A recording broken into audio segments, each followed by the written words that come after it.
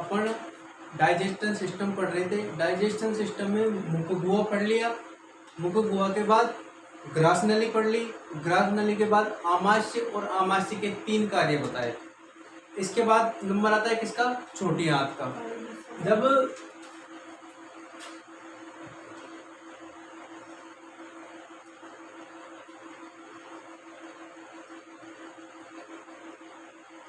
आमाशय से भोजन छोटी आंत में जाता है, आमाशय से भोजन कहाँ जाएगा, छोटी आंत में।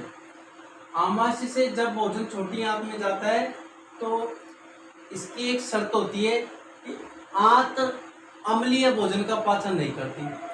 अपन ने देखा था कि आमाशय में HCl स्रावित हुआ था जठर ग्रंथियों द्वारा, जो HCl स्रावित हुआ उससे भोजन कैसा हो गया, अम्लीय। अब यह जो भोजन आएगा वो कैसा है, अम्लीय।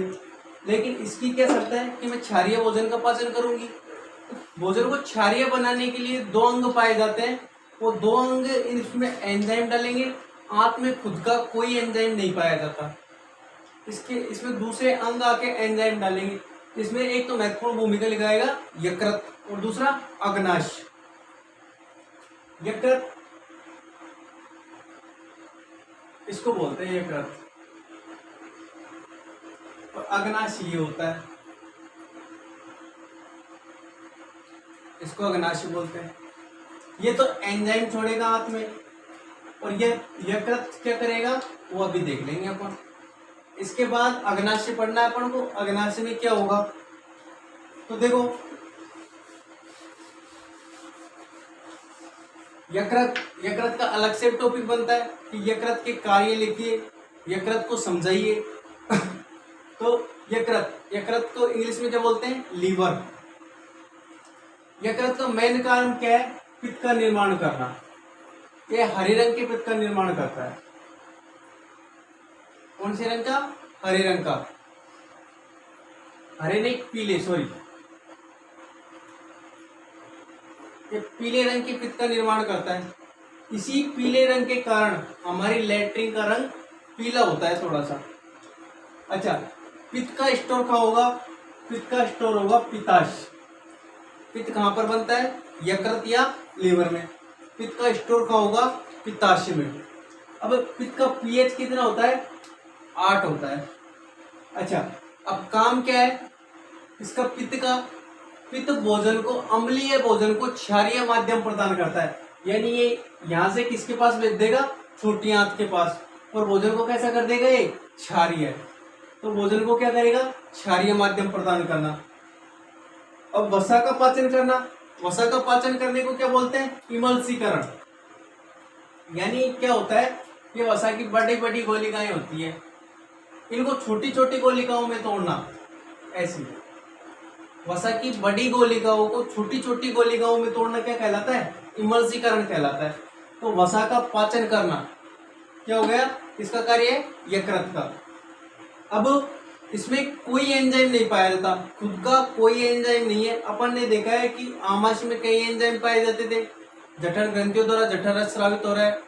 और भी एंजाइम है, जैसे मुख गुहा है, मुख गुहा में डाइस्टेज टाइलिन एंजाइम था।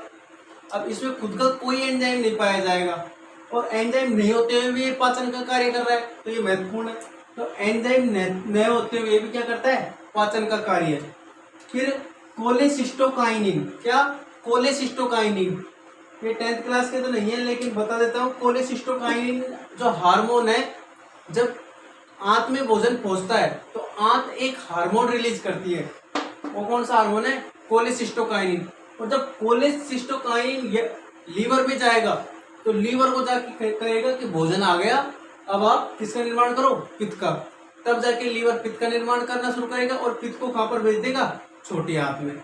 इसका तो इतना ही कार्य है कोलेसिस्टोकाइनिन का। अब एक जनरल नॉलेज ये है कि शराब पीने वाले व्यक्ति का कौन सा अंग सबसे पहले खराब होता है, कौन सा, यकृत या लीवर। यकृत या लीवर एक ऐसा अंग है जो विष के प्रभाव को भी समाप्त कर देता है। जैसे कई लोग होते हैं जिनको बिच्छू कंचला खा जाता है तो भी वो सही हो जाते हैं। क्यों, क्योंकि यकृत में विस्को प्रभाव को कम करने की शक्ति पाई जाती है। अब कई कई व्यक्ति इसका जरूरत से ज्यादा फायदा उठाते हैं। शराबी को ले लो, दारू पी लेगा, जब तक उसके दारू का नशा रहेगा तब तक तो उसका फुल हाथ पांव चलेंगे उसके, और जैसे उसके दारू का नशा उतरता है तो उसको बहुत तेज थकान होती है। क्यों? क्योंकि फिर ये थक जाता है बिल्कुल। और कोई भी चीज़ हो जिसकी सीमित लिमिट तक ही काम में आती है, जैसे हम बाजार से कोई नई मशीन लाए और उसको खूब बजाई अपन ने दड़ा मार, आखिर जाके क्या होगा? मशीन खराब हो जाएगी। वही काम किसका होगा? यकृत या लीवर का। अपन ने एक तरीके से मतलब कि ये वापस खुद को सही कर सकता है। एक ऐसा अंग है जो अपन को वापस पूरी तरह सही कर सकता है। जैसे यकृत में अगर चाकू मार दिया जाए तो व्यक्ति खुद ब खुद ठीक हो सकता है, डॉक्टर के पास जाने की जरूरत नहीं होती। तो अगर किसी से चाकू भी खाओ तो अपन किसके पास जाएंगे कि भाई लीवर की तरफ चाकू मार दे अपने। तो अगर लीवर में चाकू चला गया तो लीवर खुद ब खुद ठीक कर लेगा, अपन को डॉक्टर के पास जाने की जरूरत नहीं है।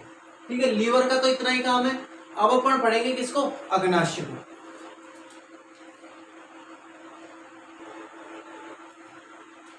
अब अपन बात करते हैं किसकी? अग्नाशय की। अग्नाशय एक ग्रंथि है। अग्नाशय कौन सी ग्रंथि है बताओ? अग्नाशय एक मिश्रित ग्रंथि है। सबसे बड़ी बहिस्रावी ग्रंथि कौन सी है? यकृत या लीवर। मिश्रित ग्रंथि कौन सी हो गई? अग्नाशय। अग्नाशय ग्रंथि हो गई। अब जैसे इसमें कोलेसिस्टोकाइनिन, यकृत में कौन सा हार्मोन गया था? कोलेसिस्टोकाइनिन। और अग्नाशय में कौन सा हार्मोन जाएगा? सिक्रेटिन।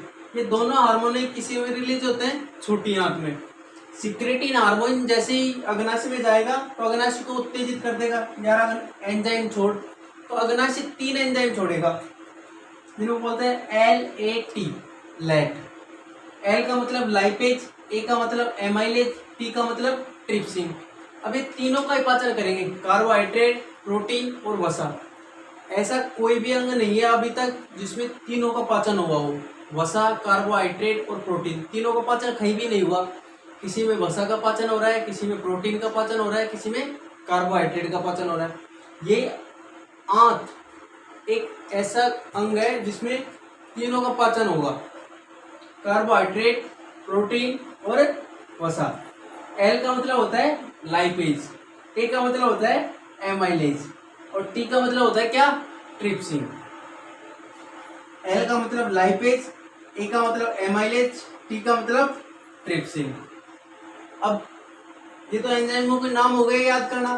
अब पाचन कैसे होगा? T का मतलब ट्रिप्सिन। तो ट्रिप्सिन जो एंजाइम है, प्रोटीन को पेप्टोन में चेंज करने के लिए एक एंजाइम था जो आमाशय में पाया गया था। अब पेप्टोन को पेप्टाइड में जो एंजाइम चेंज करेगा वो कौन सा है? ट्रिप्सिन। एमाइलेज मंड का पाचन करना। पेड़ पौधों में जो भोजन का पाचन होता है वो मंड के रूप में होता है, स्टार्च या मंड। L का मतलब लाइपेज, वसा या लिपिड या फैट का पाचन करेगा। अग्नाशय कौन सी ग्रंथि है? मिश्रित ग्रंथि। अच्छा, अब ऐसा कौन सा अंग है जो पूर्ण पाचक अंग है? छोटी आंत। लेकिन ऐसा कौन सा अंग है जो पूर्ण पाचक एंजाइम स्रावित करता है? कौन सा?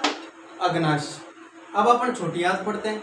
इनकी DTL हो गई, ये किस में जाएंगे? छोटी आंत में। बावड़ी होगी कहीं चक्कर से।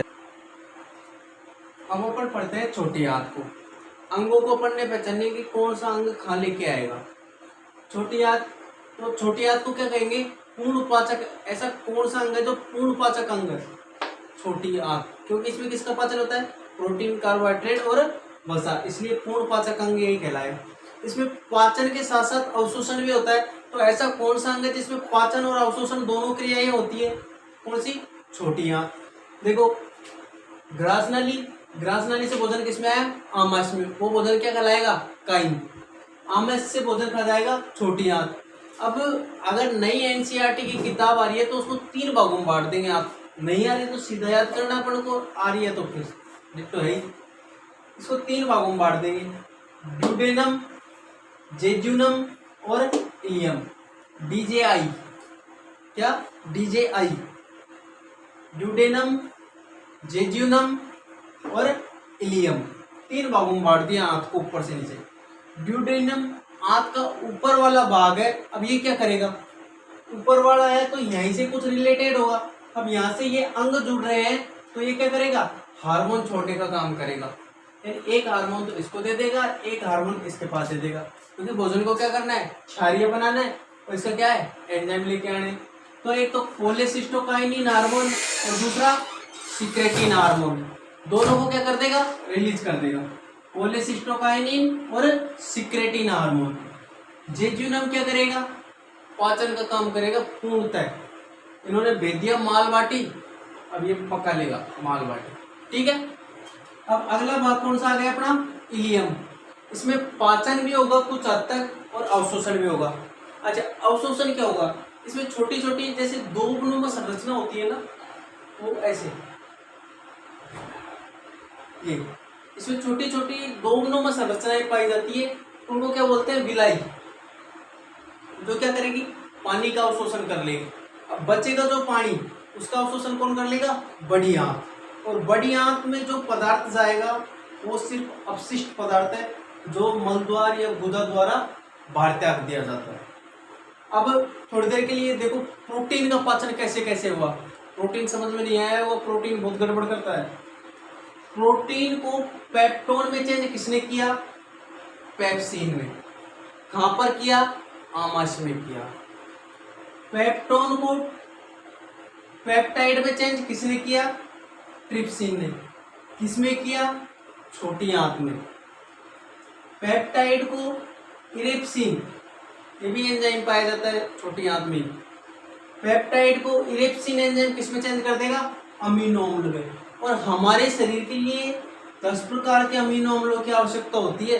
अगर 10 में से एक भी अमीनो अम्ल नहीं पाया जाए तो हम जीवित नहीं रह सकते। तो ये अमीनो अम्ल जो है किससे बनेंगे, प्रोटीन से मिलकर। अपना आंत का पाचन पूरा कंप्लीट हो गया है। अब इसमें जो इम्पोर्टेंट चीज है, एक तो छोटी आंत है और एक आमाशय। अगर दोस्तों वीडियो अच्छी लग रही हो तुमको तो शेयर करना और सब्सक्राइब करना, बस इतना सा काम मेरा कर दो। बाकी मैं 8th, 9th और 10th तीनों क्लासों की वीडियो डालूंगा। साइंस, मैथ और इंग्लिश ग्रामर तीनों डालूंगा, कंप्लीट डालूंगा। मैं कोई भेदभाव नहीं करूँगा, ठीक है दोस्तों। लीवर के कार्य और रह गए, लीवर के कार्य देख लो। अच्छा, लीवर में कौन सी कोशिकाएं पाई जाएंगी, हिपेटिका कोशिका। कौन सी कोशिका, हिपेटिका कोशिका। पहला कार्य है अमोनिया को यूरिया में चेंज करना। अमोनिया को यूरिया में चेंज करना पहला कार्य हो गया। दूसरा कार्य बिलरुबिन वर्णक का निर्माण करना। अब बिलरुबिन वर्णक का दोस्तों मैंने एक थोड़ी सी मिस्टेक 22 गलत बुलवान आ गया। बिलरुबिन वर्णक जो होता है उसी के कारण हमारी लैट्रिन का रंग पीला होता है, मैंने बता दिए शायद। और विल वर्डिंग जो है, विल वर्डिंग के कारण पित्त का रंग क्या होता है, हरा होता है। ग्लूकोज को ग्लाइकोजेन में चेंज करना दूसरा कार्य। पहला अमोनिया को यूरिया में चेंज करना, दूसरा ग्लूकोज को ग्लाइकोजेन में चेंज करना। अच्छा, कूपर सेल्स। यकृत में ऐसी कौन सी कोशिकाएं पाई जाती है जो जहर के प्रभाव को कम कर देती है, कौन सी cells, Kupffer cells. Kupffer cells के कारण ही यह विष के प्रभाव को कम कर देता है। कौन सा कार्य हो गया, तीसरा कार्य। कार्बोहाइड्रेट, कार्बोहाइड्रेट का पाचन फैट में चेंज कर देगा। फैट क्या होती है, कोलेस्ट्रॉल। कोलेस्ट्रॉल को अपन अलग से पढ़ लेंगे। और इससे अगला कार्य पांचवा, भ्रूण अवस्था में आरबीसी का निर्माण करना। यानी जब बच्चा गर्भाशय में होता है तो आरबीसी का जो निर्माण करेगा वो कौन करेगा, लीवर। भ्रूण अवस्था में आरबीसी का निर्माण करना कहां पर होती है, मीसोडर्म में होती है दोस्तों, मीसोडर्म में, ठीक है दोस्तों।